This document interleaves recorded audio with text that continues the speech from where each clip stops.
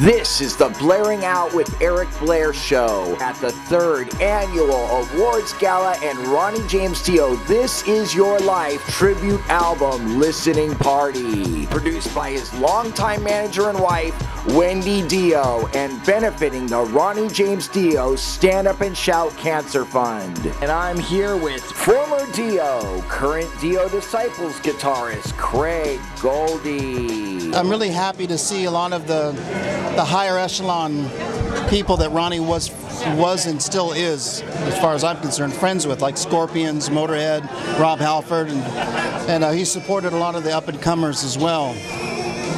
And it's real touching to know that these people could easily say they were too busy, but they were friends and they were family. Ronnie was family.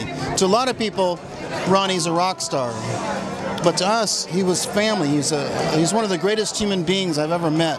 You know, he did a lot of things like Children of the Night and Hearing Aid and Animal Rescue. But I've said this before, but it's true. I was one of the rescues. I used to live on the streets in a car that wasn't even mine. And he heard a demo of mine. He said, "We got to get this kid up here." So he rented me gear. All I had was a guitar. He rented me gear out of his own pocket to be part of the audition for Rough Cut. And then him and I started working together, and we decided, wow, you know, this really is something greater than we thought, you know. And he turned to me one day when we were in the studio. He says, "If Vivian ever doesn't work out, you'd be my first choice." And that's why there was no auditions. And he changed my whole life. The only reason why anybody knows who I am is because of that man. And he did a lot of things behind closed doors. He had integrity. He was a good man behind closed doors. He wasn't just acting like a good man because he wanted to have that image. It wasn't an image. That was who he really was. He created his own sound and he created his own genre. Did you get to hear this album before it was released? No, with Glenn, the ones that's playing just now.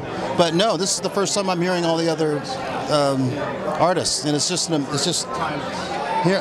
Mob Rules was amazing. Yeah. And then the Scorpions version of Temple of the King. I'm having a blast. It must be daunting for a lot of these artists to cover Ronnie James Dio songs, because whenever I think of Ronnie James Dio, I think of a man who is just irreplaceable. Oh yeah, absolutely, absolutely.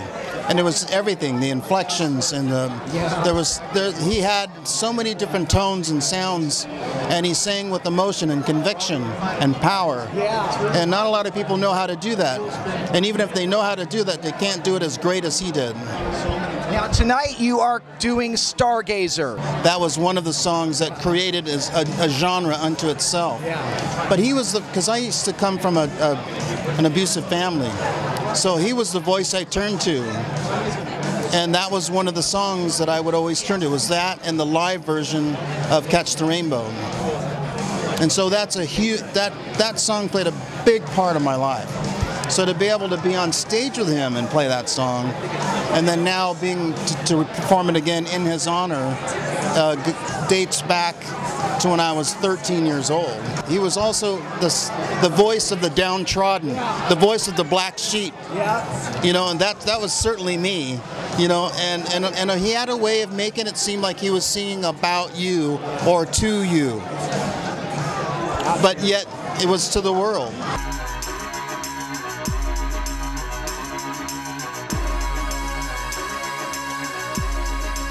The Blairing Out Show.